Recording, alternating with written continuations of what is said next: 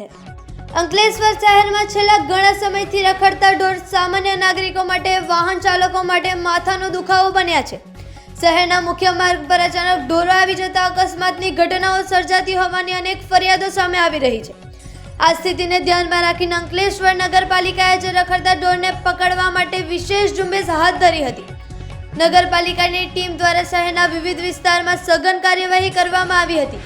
ખાસ કરીને અંકલેશ્વર શહેરના 3 રસ્તા, શાક માર્કેટ, મહાવીર ટર્નિંગ તેમજ રેલવે સ્ટેશન આસપાસના વિસ્તારોમાં રસ્તાઓ પર રખડતા ઢોરને શોધી તેમને પકડી પાડવામાં આવ્યા હતા।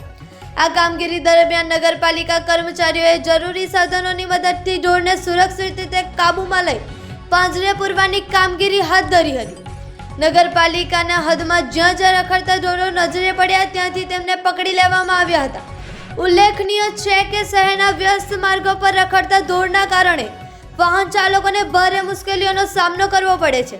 ઘણી વખત અચાનક રસ્તા વચ્ચે ઢોરો આવી જતા અકસ્માતો સર્જાય છે, જેમાં વાહન ચાલકોને ઈજાઓ પહોંચવાની સાથે જાનહાનિનો પણ ભય રહે છે। સ્થાનિક લોકો દ્વારા વારંવાર નગરપાલિકા સમક્ષ રખડતા ઢોરની સમસ્યા અંગે રજૂઆતો કરવામાં આવી હતી। આ તમામ રજૂઆતો અને જાહેરાત સુરક્ષાને ધ્યાનમાં રાખીને નગરપાલિકાએ વિશેષ અભિયાન હાથ ધર્યું છે। નગરપાલિકા દ્વારા આગામી દિવસોમાં પણ આ કાર્યવાહી સતત ચાલુ રાખવામાં આવશે, જેથી શહેરના માર્ગો વધુ સુરક્ષિત બની રહે અને અકસ્માતોની સંખ્યામાં ઘટાડો થાય। હાલ માટે આ કામગીરીને સ્થાનિક નાગરિકો દ્વારા આવકારવામાં આવી રહી છે અને લોકોની માંગ છે કે આવી ઝુંબેશ નિયમિત ધોરણે ચાલવામાં આવે, જેથી શહેરના રખડતા ઢોરની સમસ્યાઓ કાયમી રીતે ઉકેલવામાં આવી શકે।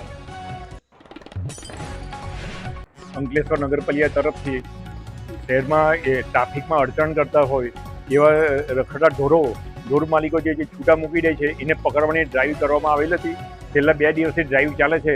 તેમાં આજે સ્ટેશન રોડ, 3 રસ્તા માર્કેટ, ઓએનજીસી, મહાવીર ટર્નિંગ, ગડફોલ બ્રિજ અને પ્રતિન હોટલવાળા વિસ્તારના જુદા જુદા રોડ પરથી અને મોદીનગરવાળા રોડ પર અમે તપાસ કરતા આજે 7 રખડા ઢોરોને પાંજરે પૂરવામાં આવ્યા છે અને આવી રીતે નગરપાલિકા દ્વારા ડ્રાઈવ ચાલુ રહેશે।